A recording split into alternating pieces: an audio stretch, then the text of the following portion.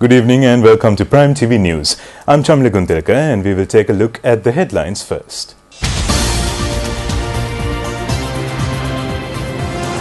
President orders to commence erecting the elephant fence in many regions of the country. Consumer Affairs Authority says legal action will be taken against traders who do not sell gas for the reduced price. SLFP General Secretary says, according to the party constitution, former presidents cannot be appointed as SLFP co-chairmen. Turunudiriya loan scheme is in high demand with small-scale businessmen. 100 people go missing after a migrant boat sinks off the coast of Libya.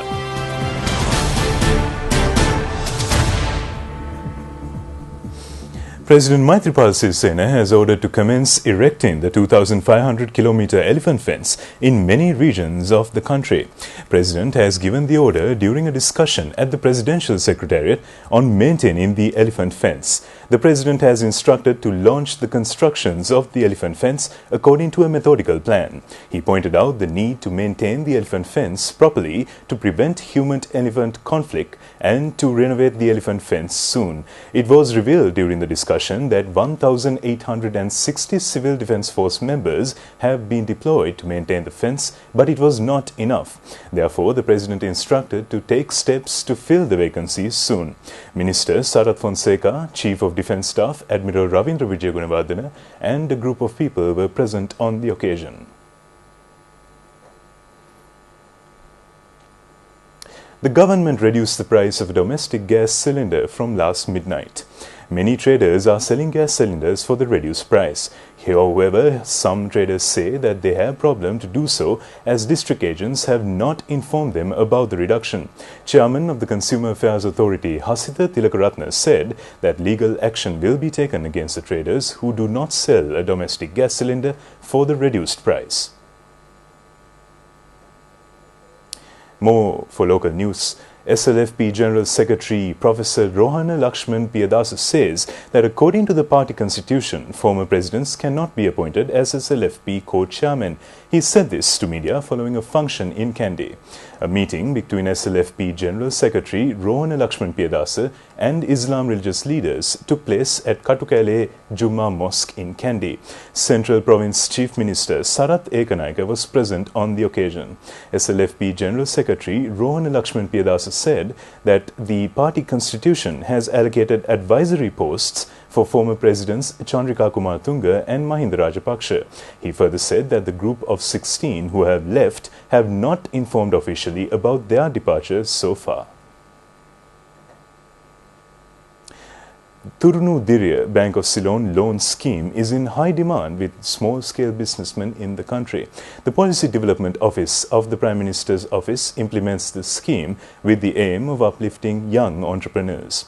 Sri Lanka's Small Business Development Unit disclosed the details about the demand for Turunudiriya Bank of Ceylon loan scheme during the progress review session at the Prime Minister's Office.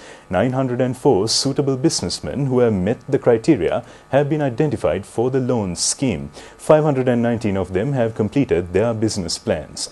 Turunudiriya Bank of Ceylon loan scheme grants loans without guarantors for the small-scale entrepreneurs who have obtained a degree or a professional certificate.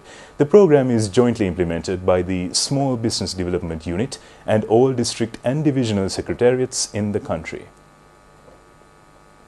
Views were expressed at several places in connection with the incident where a Chinese company is alleged to have given former President Mahinda Rajapaksa $7.6 million for presidential election expenses in 2015.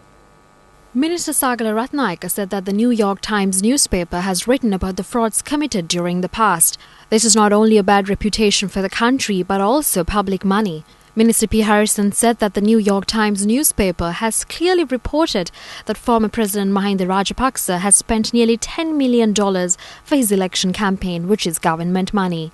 He said that the former president should tell the country whether he spent government money or not. Minister Rajat Senaratne said that a high-ranking newspaper in the world, such as New York Times, will not make such a report without reasons. The New York Times newspaper has said that they are yet to receive a response from former President Rajapaksa. He said that if Mr. Rajapaksa says it is not true, he should tell that to the New York Times newspaper. SLFP General Secretary Rohan Lakshman Piyadasa said that this is not the time to say whether it is right or wrong. What should be done is to investigate into the matter and reveal the truth to the public. MP Tushare Indunil said that they have solicited bribes from China Harbour Company. He said that not only that $7.6 million, but also they had an agreement with China Harbour Company. He said that a commission should be appointed to find out whether it is true or not. Intellectuals and those who are in the media field say that the New York Times newspaper is an excellent newspaper recognized by the world.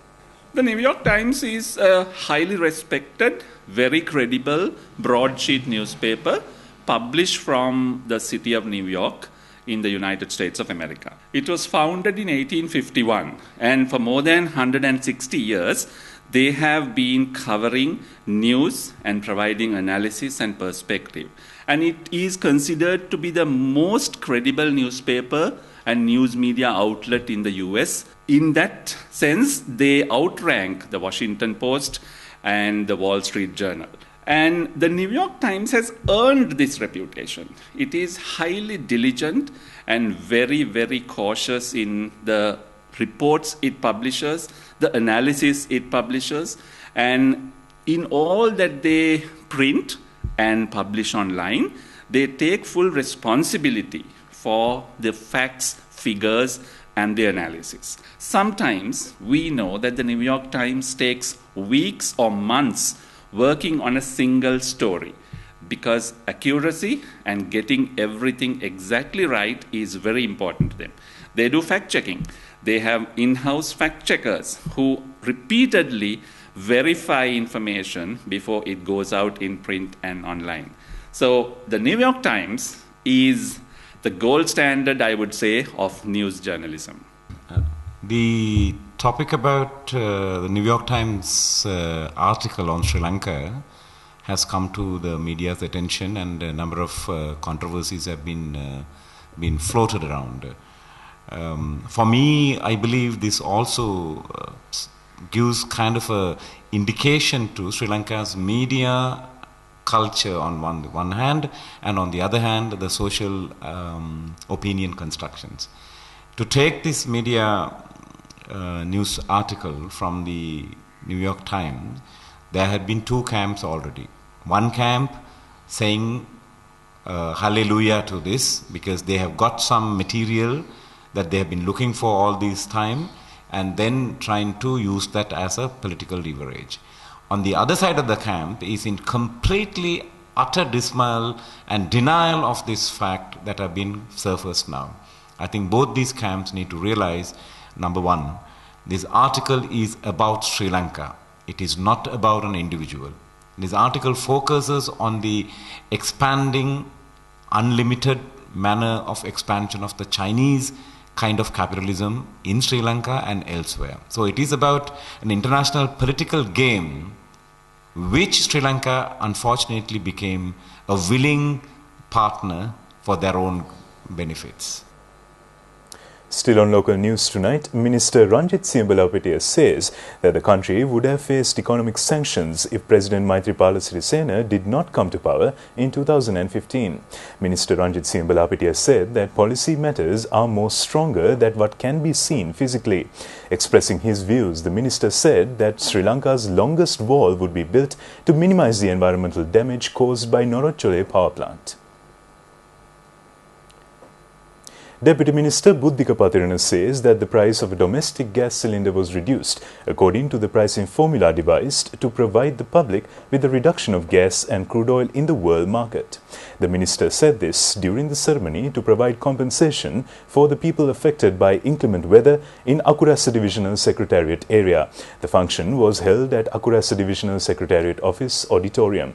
396 people were paid compensation under the National Insurance Trust Fund.